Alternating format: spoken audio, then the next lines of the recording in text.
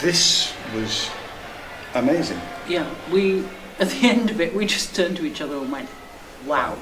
The weird thing was, because the main, we'll call him actor, interacted with Stones, he, right at the beginning, said, I'm really sorry, but we're having some technical issues, and we're going to start slightly late. And it had actually already started, and some people behind us were still talking, and they hadn't realised, because you said, can you help him? I said, can you help him?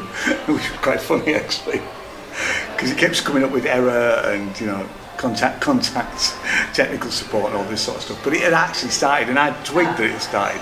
We managed to get, somebody actually shushed the people behind us, and then the thing started. And I'll dot review with some of the, I took some pictures so you get a feel for it. It's almost impossible to describe what this is and how it is. It's just this chap interacting with technology and Stones. There is a live musician, and there is another girl on a laptop doing other things as well. So it's a team of 3, slightly maybe 4. Yes, because the guy came on towards the end, and it was mind blowing. I mean, it was in a very large space, quite cavernous. The actual sort of space, and there was a huge screen. Yeah.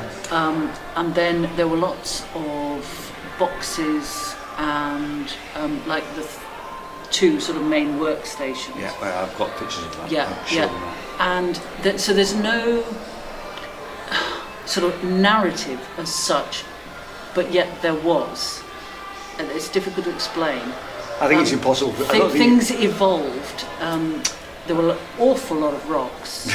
Yeah, and I should say at first, I thought, are these real rocks? Because he was getting them out of cases and things, I'm thinking, are these real or fake rocks? And then once he started, it's not giving any away, he started to hit one rock against another one, very like Neanderthal man. Yes, exactly.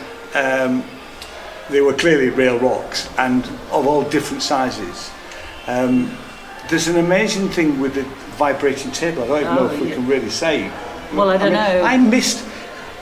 I think I missed because he put rocks on it and they turned to powder, didn't they? Did I? Well, did I imagine that? Or they did. No. He tipped them out. Yes. And then suddenly, they almost very quickly they seemed to just disintegrate to powder. But it was interesting because when they were vibrating, the sand was vibrating. It was almost a reflection of some of the images we'd seen, like there were images of desert, and that's what it reminded me of. And there was a lot of sort of, I mean, there were elements of the primeval there. There was performance art, and then there was quite an amusing where we still had sort of instructions from the computer, which was quite funny.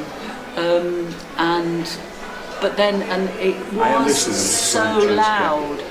It was incredibly noisy. It was like the noise of drilling, and it was absolutely. And then suddenly, it was peaceful. It was,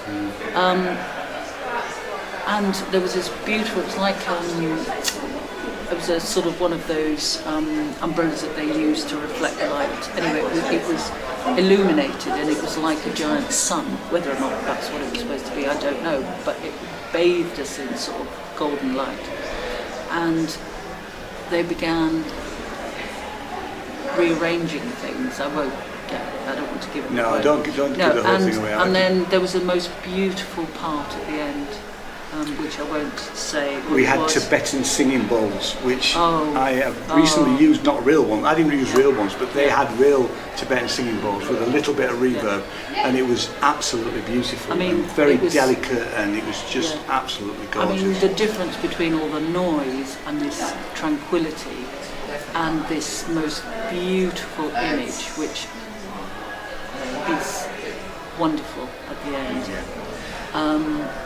It was just mesmerising. But it's incredibly innovative as a media, mixed media show. It's almost, you'll never see anything like this. It's definitely Fringe.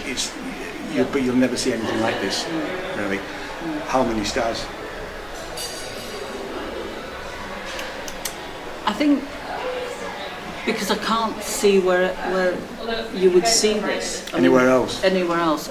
And the fact I hope it tells us to some extent. Yeah, I mean, I think I'm going to go for a 5. Yeah, I've already decided to go for 5. It's a must see here at Edinburgh Fringe 2022. I wasn't expecting to. I was expecting to sort of like it, but I wasn't expected to be mind blown because I was absolutely. It's a stunning piece of work. It's and I think there's lots of sort of layers going on. That, you can almost go see it again because and I know some of it is improvised. Because what he was doing, certainly the two people where the lights were at the sides were reacting to what was happening in the central stage. So if we go and see it tomorrow, it quite well be. It will certainly be a slightly different score. And some of what the main character was doing, the main protagonist. He can't recreate he can't. the same. Absolutely amazing piece of work. I mean, it's stunning. Yeah.